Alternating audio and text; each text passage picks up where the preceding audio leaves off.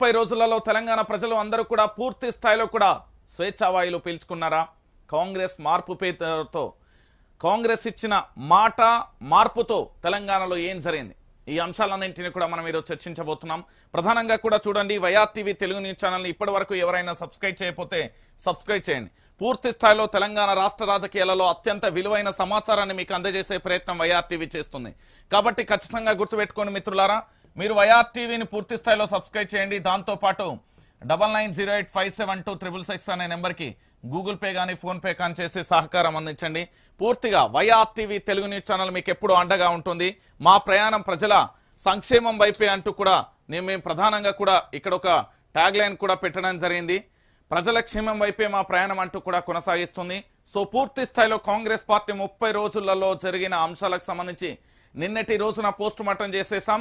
ఇక 30 రోజుల తర్వాత రేవంత్ రెడ్డి సంతృప్తిని ఇచ్చింది అని చెప్తున్నాడు.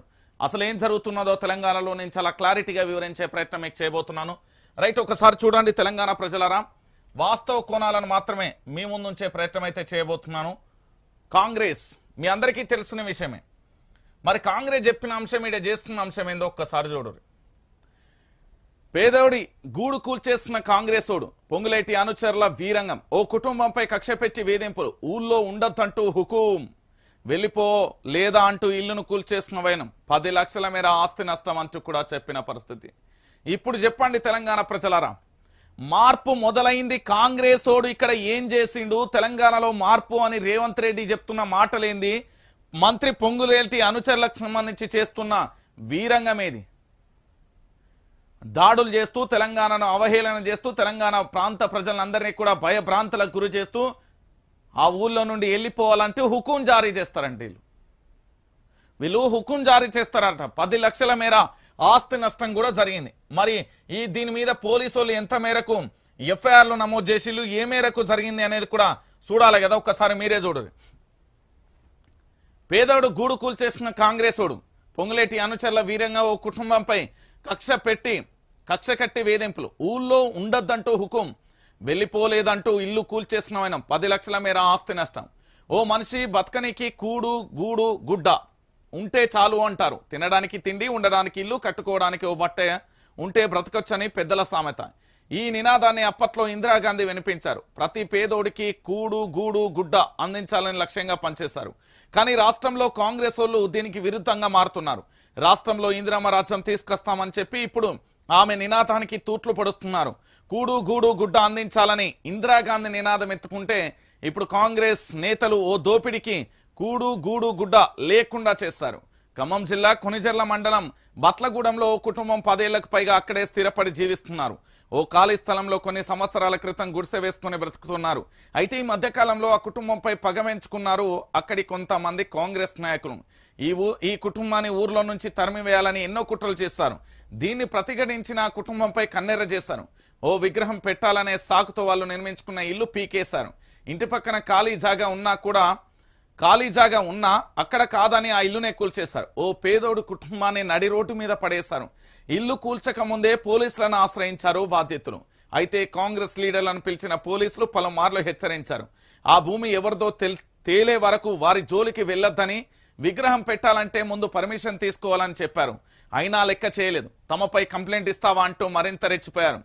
స్కూల్ జాగాలో ఇల్లు కట్టుకున్నారని గ్రామ సెక్రటరీ చేత నోటీసులు అందించారు. దీంతో లీగల్గా ఆ స్కూల్ ప్రిన్సిపాల్, సెక్రటరీ ఆ భూమి ప్రైవేటు వ్యక్తులదంటూ ఆధారాలతో సహా నోటీసులకు వివరాలు అందించారు బాధితుడు బట్టు రామకృష్ణ. దీన్ని జీర్ణించుకోలేని కాంగ్రెస్ గుండాలు ఆదివారం ఉదయం ఇంటిపై దాడి చేశారు.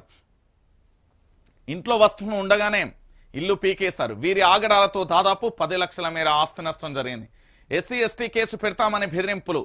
ఇల్లు కూల్చిన తర్వాత పోలీసులను ఆశ్రయించిన బాధితుని ఎస్సీ ఎస్టీ కేసు పెడతామని బెదిరింపులకు దిగారు. మీరు మాపై కేసులు పెడితే మేము మీపై కేసులు పెడతాం, మీరు బయటకు రారు అంటూ బెదిరించారని బాధితుడు రామకృష్ణ ఆవేదన వ్యక్తం చేశాడు. న్యాయం గెలుస్తుందనే నమ్మకంతో వారిపై పోలీసులకు ఫిర్యాదు చేస్తున్నట్లుగా తెలిపారు. నష్టపోయిన తమను ఆదుకోవాలని వేడుకున్నారు అంటూ కూడా చూసిన పరిస్థితి. ఇక చెప్పుర్రా తెలంగాణ ప్రజలారా, కాంగ్రెస్ ఓడి అహంకారం. మరి మంత్రి పొంగులేటికి ఒక్కసారి మంత్రి పదవి రాగానే ఆగుతలేడు అని చెప్పడానికి ఇంతకంటే నిదర్శనం ఇంకేమన్నా కావాలనా? పొంగులేటి అనుచరులు వీరంగం చూడుర్రి. ఓ రెవెన్యూ శాఖ మంత్రికి సంబంధించి మొట్టమొదటిసారి ఎమ్మెల్యే గెలిచిన వ్యక్తి, ఆయనకు మంత్రి పదం ఇస్తే ఈరోజు కాంగ్రెస్ వాడు ఏం చేస్తున్నాడు? ఇందిరమ్మ రాజ్యంలో కట్టుకోవడానికి బట్ట, ఉండడానికి ఇల్లు, తినడానికి తిండి అని ఆనాడు ఇందిరాగాంధీ నినాదం ఎత్తుకుంటే ఈరోజు కట్టుకోవడానికి బట్ట, ఉండడానికి ఇల్లు, తినడానికి తిండి ఉండకూడదరా, నువ్వు ఊరు నుండి వెళ్ళిపోవాలరా అంటూ హుకుం జారీ చేస్తున్న కాంగ్రెస్ ఓన్ని చూస్తే నువ్వేమంటావు? ఇదా దౌర్జన్యం, ఇదా దాష్టికం, గిదా పరిపాలన? ఏమయ్యా ముఖ్యమంత్రి రేవంత్ రెడ్డి, నువ్వు పొంగులేటికి ఎందుకు భయపడుతున్నావు? ఆయన వెనక చాలా మంది ఎమ్మెల్యేలు ఉన్నారనా? రేపు పొద్దుగాల ఏక్నాథ్ షిండే రూపంలోనికి ఇబ్బంది ఏర్పడుతుందనా? మరి ఇంతగానం చేస్తున్నారు కదా, వీళ్లకు ఏం న్యాయం చేస్తావు? ఇదే తెలంగాణ ప్రభుత్వం, అదే కేసీఆర్ ఉంటే ఈరోజు దుమ్మెత్తి పోస్టోలు కదా. మరి ఈ వార్త ఏడ కనుమరుగైపోతుంది? తెలంగాణ ప్రాంత ప్రజలకు సంబంధించి ఎందుకు నిజాలు చెప్పలేకపోతున్నారు? ఇంతకంటే దారుణం, ఇంతకంటే హేమమైన చర్య, ఇంతకంటే ఘోరం ఇంకొకటి ఉంటుందా?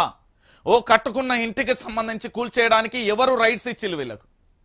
అంటే విగ్రహం పేరుతోని పూర్తి స్థాయిలో ఊరే ఖాళీ చేయాలంటూ హుకుం జారీ చేసి 10 లక్షల మేర ఆస్తి నష్టం జరిగినా కూడా 10 లక్షల మేర ఆస్తి నష్టం జరిగిందండి వీళ్ళకు. ఇది పొంగులేటి శ్రీనివాసరెడ్డికి సంబంధించిన అనుచరుల వీరంగం. మీరే ఆలోచించండి తెలంగాణ ప్రజలారా. కాంగ్రెస్ వస్తే మార్పు వస్తుంది. అవును, మస్తు మార్పు వస్తుంది. ఏం మార్పు వస్తుంది? ఊరి నుండి వెలివేసే మార్పు వస్తుంది. ఏం మార్పు వస్తుంది? నేతల మీద, బీఆర్ఎస్ నేతల మీద దాడి చేస్తే మార్పు వస్తుంది. ఏం మార్పు వస్తుంది చెప్పాలి మీరు తెలంగాణ ప్రజలారా. కాంగ్రెస్ ఓడు చేస్తున్న అరాచకాలు ఇంతకంటే దారుణం ఇంకేటి ఏముంటాయి మీరే చెప్పాలి. గిదా తెలంగాణలో మార్పు మనం కోరుకున్నది. ఈ మార్పు కోసమైనా తెలంగాణ ప్రజలంతా ఊళ్ళేరింది.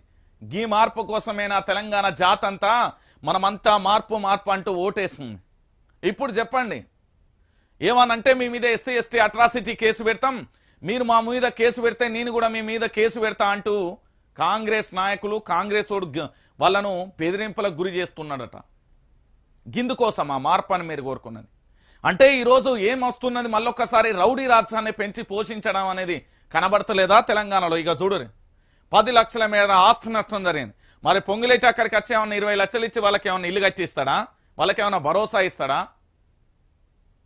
కాంగ్రెస్ వస్తే దాడులు జరుగుతాయని ముందే హెచ్చరించిన కేసీఆర్ మాట వినకుండా మార్పు అనే పేరుతోని మాయాజాలం చేసి అరిచేతిలో వైకుంఠాన్ని చూపెడతా అని చెప్పి ఆఖరికి అందరినీ బురదగుంటలో నెట్టేసిన ప్రభుత్వం కాంగ్రెస్.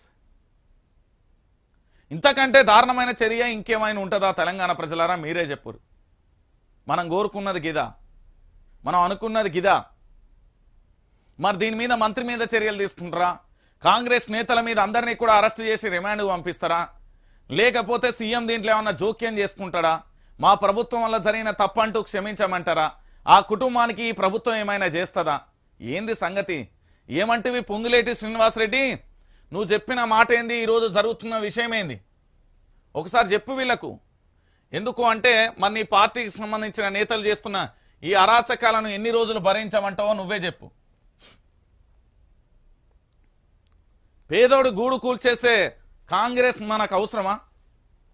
మీరే చూడండి తెలంగాణ ప్రజలరా.